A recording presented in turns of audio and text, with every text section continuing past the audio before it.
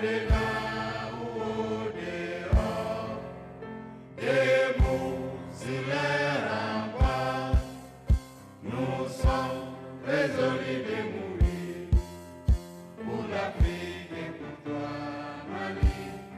Notre drapeau sera liberté pour l'Afrique et pour toi, Mali.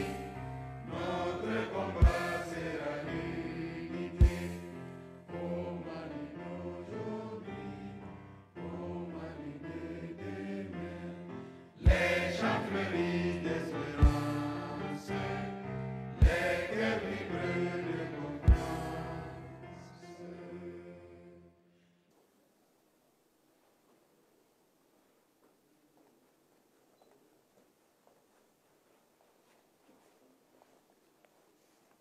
Maliennes, Maliens, mes chers compatriotes, hôtes du Mali, je suis particulièrement heureux de m'adresser à vous ce soir, par la grâce d'Allah, à l'entame de la nouvelle année. La traditionnelle présentation des vœux de Nouvel An nous offre l'occasion de faire le point de l'année écoulée pour mieux nous projeter dans la nouvelle année. Je voudrais tout d'abord, en cette circonstance, exprimer ma compassion à l'endroit de toutes les Maliennes et de tous les Maliens affectés par les difficultés du moment. Ma pensée va également à l'endroit de nos forces de défense et de sécurité engagées dans la défense opérationnelle du territoire. Mes chers compatriotes, l'année 2023 aura été une année de grands défis pour les autorités de la transition, totalement dédiées à la mise en œuvre des recommandations des assises nationales de la refondation. Les réformes sont en cours dans tous les domaines, particulièrement dans les secteurs de la justice, de la santé, de l'économie et des mines. Le secteur minier, porteur de grandes opportunités de développement, a été doté d'un nouveau code et d'une loi sur le contenu local. Il ouvre la voie à d'énormes opportunités de développement endogène et à d'importantes ressources budgétaires. Mes chers compatriotes, l'État a renforcé l'amélioration de la gouvernance et a accéléré l'appui aux entreprises publiques. Il a également continué de soutenir le monde rural à travers les subventions sur les intrants et l'aide aux producteurs de coton sinistrés. L'État a par ailleurs soutenu le financement du secteur privé en fournissant un appui conséquent au fonds de garantie du secteur privé à plus de 100 milliards de francs CFA. Dans le même temps, le gouvernement a poursuivi ses actions dans différents domaines en vue d'améliorer les conditions de vie de la population et les indicateurs macroéconomiques sont bien orientés malgré les effets de la crise multidimensionnelle. Des investissements importants sont aussi engagés dans le domaine de la santé et de l'éducation par la construction d'infrastructures, l'acquisition d'équipements et le renforcement des capacités. L'étude prospective du Mali à l'horizon 2063, avec un phasage décennal, a été lancée afin de doter notre pays d'une orientation et d'une vision claire pour son avenir. Mes chers compatriotes, toutes ces actions déterminantes pour l'avenir de notre pays ont été réalisées grâce à la résilience du peuple malien qui consent d'énormes sacrifices pour le retour de la paix, de la prospérité et de l'autorité de l'État. Dans le cadre de la pacification durable du climat social, le gouvernement et les partenaires sociaux ont signé le pacte de stabilité sociale et de croissance dont l'incidence financière est évaluée à plus de 105 milliards de francs CFA. Ce pacte intègre l'ensemble des réformes administratives, juridiques et institutionnelles contenues dans les recommandations de la conférence sociale. Il est important de noter que le climat social s'est considérablement apaisé depuis la signature du pacte. Cet apaisement est à l'actif des partenaires sociaux dont il convient de saluer le sens élevé du patriotisme.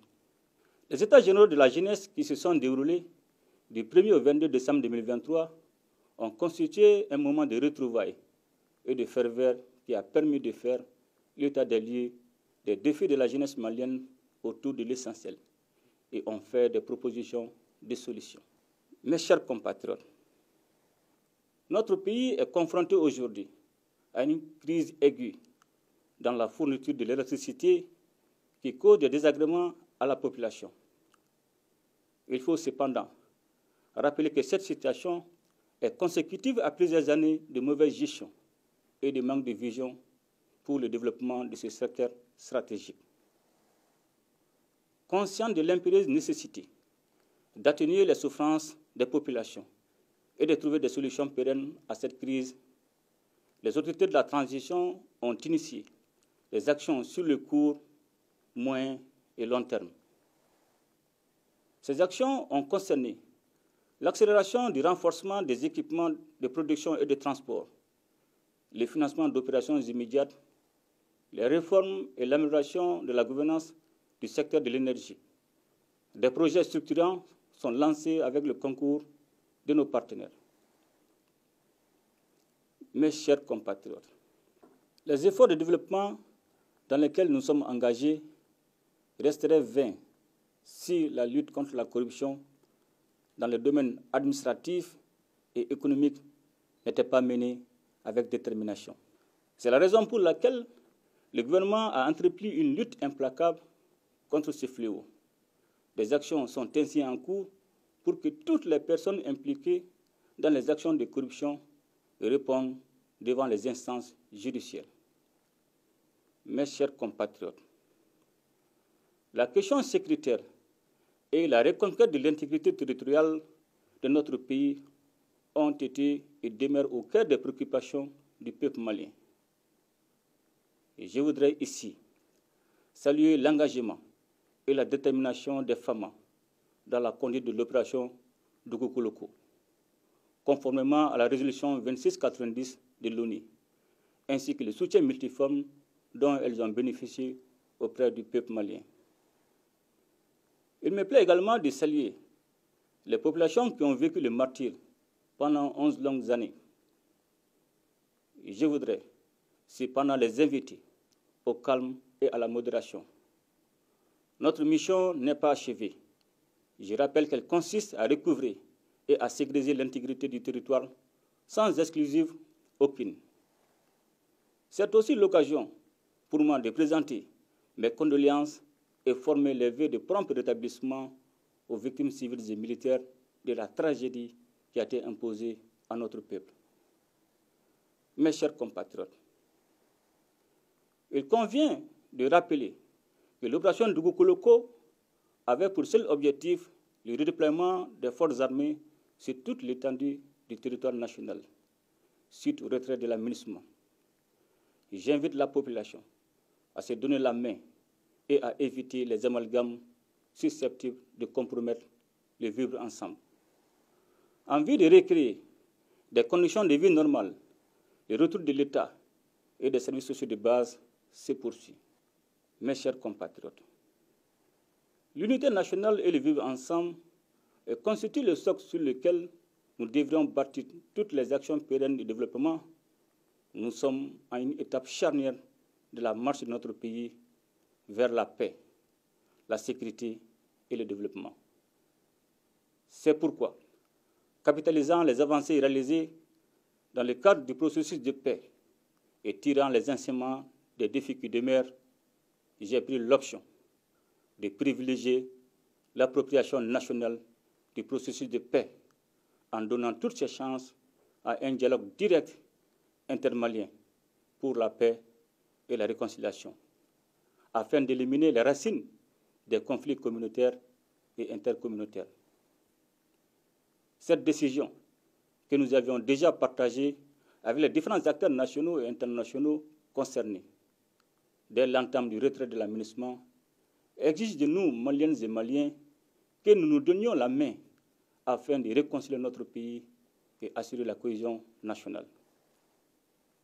À présent, je tiens à souligner que l'unicité, la laïcité de l'État et l'intégrité du territoire ne feront pas partie des sujets de discussion. Il s'agit en effet de créer les conditions pour que chaque Malienne et chaque Malien puisse s'épanouir dans un environnement marqué par la confiance retrouvée entre les communautés sous la protection de l'État. Un comité chargé de piloter ce dialogue sera mis en place dans un délai d'1 mois et devra déposer son rapport au plus tard en février. Cependant, la lutte contre les groupes armés terroristes se poursuivra jusqu'à la pacification totale du pays. Sur aucune portion du territoire national, il ne devrait y avoir de la place pour ceux qui ont décidé d'attenter à nos terres et à la vie de nos populations. Mes chers compatriotes, notre pays a incontestablement posé des actions majeures dans les différents secteurs de la vie nationale. Toutefois, nous devons rester vigilants afin de consolider les acquis. Je voudrais ici remercier l'ensemble des partenaires nationaux et internationaux qui ont appuyé notre pays dans le domaine sécuritaire. Mes remerciements vont surtout à l'endroit de la Fédération de Russie et particulièrement au président Vladimir Poutine, dont le soutien politique et militaire a été déterminant dans les victoires remportées contre nos ennemis. Mes chers compatriotes, les multiples soubresauts politiques que notre pays a connus depuis l'avènement de la démocratie ont indiqué à suffisance la nécessité de mener des réformes politiques. À l'issue des assises nationales de la refondation, véritable exercice de diagnostic, notre peuple a recommandé de mener des réformes politiques prioritaires avant tout retour à l'ordre constitutionnel. En toute logique, et pour ancrer une véritable démocratie au Mali, nous avons estimé que cette fois-ci, l'ordre constitutionnel désiré par les Maliens devrait être différent des autres, car apaisé et sécurisé. En application de cette vision, nous avons réussi collectivement, entre autres, à relire la loi électorale, à créer un organe unique de gestion des élections et surtout à adopter une nouvelle constitution par référendum consacrant la 4e République après tant d'échecs. Au cours de l'année 2024, les efforts tendant à retourner à un ordre constitutionnel apaisé et sécurisé ne faibliront point. Mes chers compatriotes, dans le cadre du renforcement des relations de fraternité, d'amitié et de solidarité entre les pays confrontés aux mêmes défis, nous avons, en concertation avec les autorités du Burkina Faso et de la République du Niger, décidé de créer le 16 septembre 2023 l'Alliance des États du Sahel. Fondée sur une architecture de défense collective et d'assistance mutuelle, l'AES est désormais une alliance qui vise, d'une part, une intégration politique renforcée, centrée sur l'intégration des peuples, et d'autre part, aspire à créer les conditions nécessaires à un développement socio-économique, financier, harmonieux des 3 États liés par des relations historiques et stratégiques.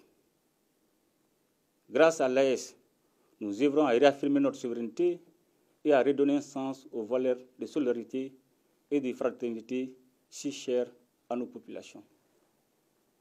Mes chers compatriotes, c'est dans ce nouveau contexte que nous allons nous atteler à renforcer notre État pour qu'il remplisse ses missions régaliennes au bénéfice de tous afin d'édifier une société juste et équitable, avec plus d'inclusion sociale et de protection des plus vulnérables.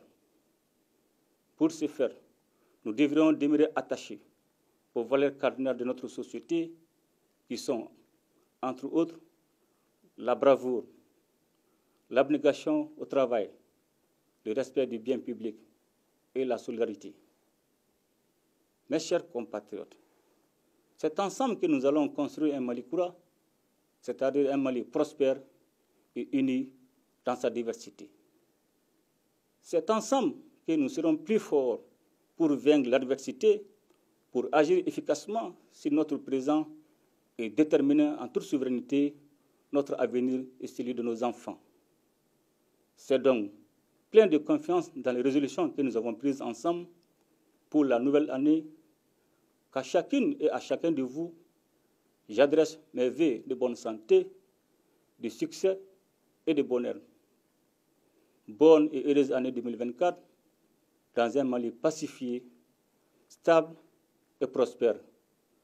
Qu'Allah bénisse le Mali et protège les Maliens. Je vous remercie.